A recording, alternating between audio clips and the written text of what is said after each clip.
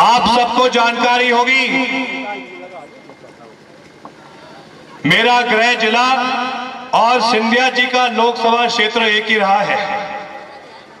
Congress party ने सिंधिया जी को 20 साल लगातार सांसद बनाया, 5 साल केंद्र मंत्री बनाया, लेकिन जिस दिन उन्होंने जनता को बिना बताए कांग्रेस से इस्तीफा दिया था, मैं उसके सीधे बाद उस क्षेत्र में पहुंचा था।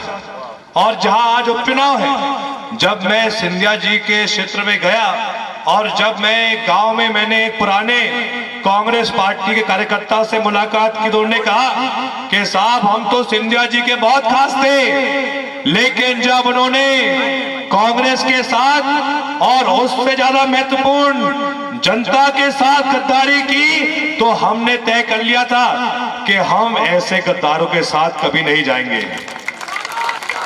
कहने का मतलब यह है कि जो स्थिति गुनाह में है वो स्थिति यहां पर भी है। चाहे गोविंद राजपूत चले गए, बेंगलोर में बिक गए, लेकिन जो सुर्खी विधानसभा का पुराना कांग्रेसी है वो नहीं बिका है।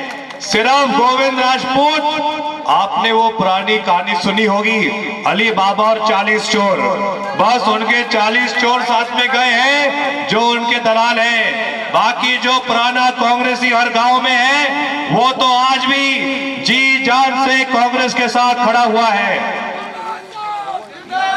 जब सिंधिया जी ने इस्तीफा दिया था, वो और उनके जयचंद विधायक कहते थे कि कांग्रेस ने सम्मान नहीं दिया। मुझे तो आश्चर्य होता है, आप सब मेरे से बेहतर जानते हैं पिछले 10-15 सालों में कमलनाथ जी के बाद दूसरा चेहरा आता था सिंधिया जी का। हर पोस्टर पे वो दिखते थे, लेकिन आप सबने आजकल देखा होगा भाजपा के जो प्रचार रथ चल रहे हैं उसमें सिर्फ शिवराज सिंह जी और वीडी शर्मा जी दिखते हैं, सिंधिया जी तो गायब ही हो गए।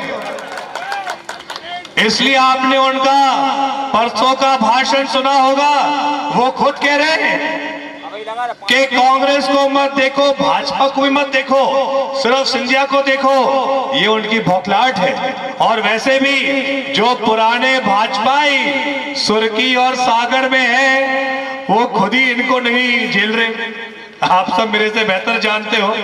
इसीलिए अब तो ये जो हमारे बिके हुए गोविंद राजपूत है, ना इधर के रहे ना उधर के रहे, अब सिर्फ वो भी सिंधिया पार्टी में बच गए। और ये संदेश तो आने वाले समय में सुर्खी का एक एक मतदाता देगा। यहाँ पे हमारे सब किसान भाई मौजूद हैं, मैं आप सबसे पूछना चाहता हूं, इस बार जो सोयाबीन की फसल निकली थी, हीरो है या जीरो है? जीरो। लोग तो कह रहे हैं पूरे मध्य प्रदेश में कि सोयाबीन की फसल सिंधिया जी जैसी हो गई। नाटक नखरे बहुत किए, नाटक नखरे बहुत किए, लेकिन अंतिम समय में धोखा दे गई। वही किया सिंधिया जी जनता के साथ और वही किया है सोयाबीन ने किसानों के साथ। गलती क्या थी कमलनाथ जी की? 15 साल बाद सरकार मध्य प्रदेश में कांग्रेस की बनी थी। आप सबने भी 2 साल पहले हाथ के पंजे का बटन दबाया था और जो काम 15 साल में भाजपा के लोग नहीं कर पाए वो 15 महीने में कांग्रेस की सरकार ने करके दिखाया था। हम बात करें कर्ज माफी की, वो बहुत लंबी प्रक्रिया थी। मैं आप सबसे पूछता हूं, क्या 15 सालों में कभी भी भाजपा ने कर्ज माफ कराया था? सपनों में भी नहीं किया था। लेकिन कांग्रेस ने शुरुआत की थी, लंबी प्रक्रिया थी। आप सबने 1 महीने पहले मेरा भी प्रश्न विधानसभा में देखा होगा, अखबारों में पढ़ा होगा, टीवी पर देखा होगा। मैंने उसमें पूछा था भाजपा के कृषि मंत्री से कि अब तक कितने किसानों का कर्जा माफ हुआ है, और खुद भाजपा के कृषि मंत्री कमल पटेल ने स्वीकारा है। जैसा मैं कह रहा था कि कमलनाथ जी ने शुरुआत की थी उन किसानों के साथ जिनका कर्जा था पिछले साल जो शुरुआत हुई थी, उन किसानों के साथ हुई थी जिनका कर्जा था 50,000 से कम, उसके और साथ में वो किसान लिए गए थे जिनका डूबत खाता था 2 लाख रुपए तक। उसके बाद इसी साल फरवरी के महीने में कर्ज माफी का दूसरा चरण चालू हुआ था, जिसमें वो किसान लिए गए थे जिनका कर्जा था 50,000 और 1 लाख के बीच में। हम उसके बाद कर्ज माफी का तीसरा चरण चालू करने वाले थे इसी साल जून के महीने में, लेकिन सरकार हमारी नहीं बच पाई। मैं आपको वादा करता हूं, यहाँ पे हमारे विधायक संजय भैया भी मौजूद हैं, हम सबकी जिम्मेदारी रहेगी। अगर सरकार अगले महीने वापस कांग्रेस की बनती है तो एक एक किसान, चाहे कर्जा 1.5 लाख हो, 2 लाख हो, 2.5 लाख हो, 3 लाख हो, कांग्रेस की सरकार 2 लाख रुपए तक कर्ज माफ करके देगी। भाजपा ने 15 सालों में गरीबों की पेंशन 150-300 पे रखी थी। अगर 600 रुपए किसी ने पेंशन की तो कमलनाथ जी की सरकार ने की है, और हमारा वादा है अगर सरकार हमारी वापस बनती है तो यही पेंशन 1,000 रुपए प्रति महीना हम करके देंगे। सबसे बड़ा मुद्दा इस चुनाव में रहेगा तो बिजली के बिलों का रहेगा। आज जनता कांग्रेस के 15 महीने याद कर रही है जब हर घर को 100 रुपए 100 यूनिट के बिजली के बिल मिलते थे, लेकिन आप सब मेरे से बेहतर जानते हो पिछले 7 महीनों में वापस वो पुराने बिजली के बिल आ रहे हैं। कहीं 1,000, कहीं 2,000, कहीं 5,000 नोटिस आ रहे हैं बिजली घर से।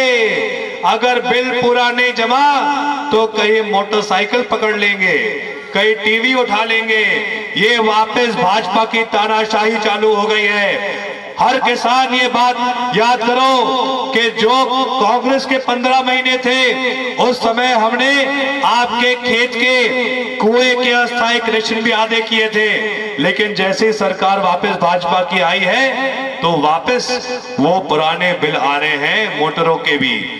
मैं आपसे आज करना चाहता हूं, हम तो यहाँ पे सब गौ माता के सेवक हैं। क्या 15 साल में कभी भाजपा ने गौशाला खोली? लेकिन 15 महीनों में कांग्रेस की सरकार ने 1,000 से अधिक गौशालाएं पूरे मध्य प्रदेश में खोली है। और अगर सरकार वापस हमारी बनती है तो हर पंचायत जहां पे मांग आएगी और जहां जगह उपलब्ध होगी वहां कांग्रेस सरकार कमलनाथ जी के नेतृत्व में गौशालाएं खुलवाएंगी। आज के समय हर किसान परेशान है, ना मंडी में सही मूल्य मिल रहा है। आप तो जानते हैं जो भाजपा की तानाशाही वाले नियम आए हैं जिसमें मंडियां बंद हो रही है पूरे देश में। किसान आज जानता है कि पिछले साल जो गेहूं की रेट लगभग 2400 थी, आज कितनी है? 1200 1400। दूध के दाम जो पिछले साल थे और आज जो है आप तुलना कर लीजिए। वापस जो भाजपा के दलाल है, जो मिलावटखोर है, उनका राज चालू हो गया है। अब देखिए चुनाव के लिए ज्यादा समय नहीं बाकी है, आखिरी 2 हफ्ते रह गए हैं। आप सबको भी आने वाले 3 तारीख को लाइन में खड़ा होना पड़ेगा, और आप जब लाइन में खड़े होंगे तो मन में एक बात जरूर पूछना, क्या ऐसे संकट के समय में जब पूरे देश में, पूरे विश्व में कोरोना की महामारी चल रही है, अकेले पिछले 7 महीनों में 1 लाख से अधिक मृत्यु हो चुकी है, क्या ऐसे संकट के समय में देवरी में चुनाव है? क्या बंडा में चुनाव है? क्या सागर में चुनाव है? क्या बीना में चुनाव है? क्यों नहीं है? क्योंकि वहां के विधायक बिके नहीं। अकेले सिर्फ सुर्खी विधानसभा क्षेत्र में चुनाव इसलिए है क्योंकि जिस विधायक को आपने 2 साल पहले चुना था उस समय तो वो पंजे के बटन पर वोट मांगते थे, लेकिन आज आप सबसे कह रहे हैं कि बेरखेड़ी की जनता, 2 साल पहले तो आपने मुझे पंजे पर वोट दिया था, लेकिन मैंने खुद के स्वार्थ के लिए आपके वोट को बेंगलोर में बेचा, और अब बेरखेड़ी की जनता वापस लाइन में खड़े हो, लेकिन इस बार दूसरी पार्टी में वोट दो। क्या इनको शर्म नहीं आती? मैं तो ये बात खुद कहता हूं, अगर कल जयवर्धन सिंह विधायक के बीच कार्यकाल में अगर मैं जनता को बिना बताए चुपचाप भाजपा से 35 करोड़ रुपए ले लूं और विधायक के पद से इस्तीफा दे दूं, तो जो जनता रावगढ़ की है क्या मुझे कभी माफ करेगी? मेरी जमानत जब्त करेगी, क्योंकि जनता कभी भी एक भ्रष्ट विधायक को स्वीकार नहीं करेगी। सबसे बड़ा संबंध जो जनता और नेता के बीच में होता है वो विश्वास का होता है, भरोसे का होता है। अभी राहुल भैया मंच पे थे, आप सब उनके स्वर्गीय पिता दाऊ साहब अर्जुन सिंह जी को जानते हैं। पिछले 70 साल में लगातार उनका परिवार हमेशा कांग्रेस में रहा है। जो उनके बयान थे 50 या 60 साल पहले, आज भी वही बयान कायम है, आज भी वही विचारधारा कायम है। लेकिन हम सिंधिया जी के भाषण 1 साल पहले के खोल के तो देखो, आजकल हर युवा के पास व्हाट्सएप होता है, हर युवा के पास स्मार्टफोन है, पुराने वीडियो सबके पास है। सिंधिया जी 2 साल पहले कहते थे कि शिवराज सिंह जी आपके हाथों पर तो किसानों का खून है। अब सिंधिया जी ये सब बातें भूल गए। वही शिवराज सिंह जी कहते थे, जैसा लखन सिंह जी आपको बता रहे थे, शिवराज सिंह जी कहते थे कि सिंधिया परिवार ने झांसी की रानी के साथ गद्दारी की। आज ये सब बातें शिवराज सिंह जी भूल गए हैं। इसलिए भूल गए हैं क्योंकि इन दोनों ने सौदे की राजनीति की है, जनता के वोट बेचे हैं। आप वो याद कीजिए कि 2 साल पहले जो सरकार बनी थी वो किसने बनाई थी? जनता ने बनाई थी। लेकिन जो पिछले 7 महीनों में जो पिछले 7 महीनों की भाजपा सरकार है, ये वोटों की है या नोटों की है? ये पूरी सरकार नोटों की है। राहुल भैया और लखन भैया, आपके जो बिके हुए विधायक हैं और जो अब पूर्व मंत्री भी हो गए, उनके बारे में बहुत कुछ बता रहे थे। लोग ये भी कह रहे हैं कि साहब पारोल जी तो पहले भाजपा में थी, अब कांग्रेस में आ गई, वो कांग्रेस में थे भाजपा में आ गए। लेकिन इनमें एक बहुत बड़ा अंतर है, पारोल जी ने कभी विधायक का पद बेचा नहीं, और ये जो अभी नए भाजपा के प्रत्याशी हैं, इन्होंने तो आपके वोट को बीच कार्यकाल में बेचा है। आप सबने, कांग्रेस ने गोविंद राजपूत को यातायात का मंत्री बनाया था, राजस्व मंत्री बनाया था। मैं आप सबसे पूछता हूं, जो यहाँ के मतदाता है, क्या सुर्खी या बेरखेड़ी की राजस्व व्यवस्था में या यातायात व्यवस्था में कुछ भला हुआ है, कुछ लाभ मिला है आप सबको? यातायात पे तो सिर्फ एक ही व्यक्ति को पूरी सुर्खी में लाभ मिला है, और वो ये लाभ मिला है गोविंद राजपूत को, जो बेंगलोर से बसें आई हैं। 20 मार्च के बाद सुर्खी पहुंची है, सागर पहुंची घर पे, उसमें क्या था आप सब जानते हैं।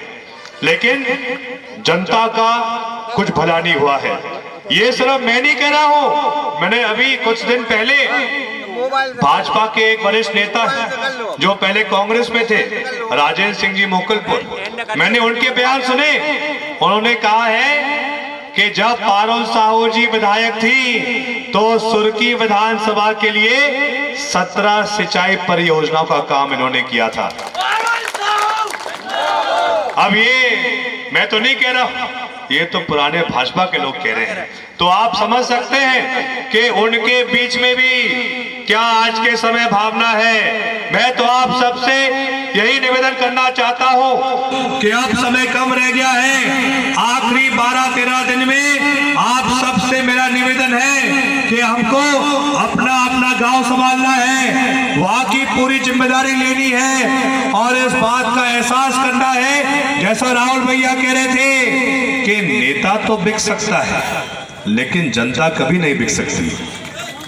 यही संदेश हमको पूरे मध्य प्रदेश और पूरे देश में देना होगा। आज तो चर्चा है पूरे सागर जिले में भी कि बेंगलोर से धुआं उड़ो, भाजपा चाटे हैं धूल, 28 में से 28 हार रहे मामा के फूल। ये चर्चा है और यही हमको साबित करना है। आने वाले 3 तारीख को हम सब की मांग है, जनता की मांग है, पूरे मध्य प्रदेश की मांग है कि वो शख्स वापस मुख्यमंत्री बनने चाहिए है जिन्होंने 15 महीनों में वो काम करके दिखाया जो भाजपा के लोग 15 साल में नहीं कर पाए। हम सब की मांग है, उनका प्रयास है कि पुनः कमलनाथ जी हमारे मुख्यमंत्री बने 10 तारीख को। बहुत बहुत धन्यवाद। जय हिंद, जय भारत। सागर एक्सप्रेस न्यूज की वीडियो अगर आप YouTube पे देख रहे हैं तो उसे सब्सक्राइब कीजिए, और अगर यही वीडियो आप Facebook पे देख रहे हैं तो उन्हें लाइक कीजिए, और अगर आप कमेंट लिखना चाहते तो कमेंट भी लिखिए। और आपका दिन शुभ हो, मंगलमय हो, यही हम ईश्वर से प्रार्थना करते हैं। नमस्कार।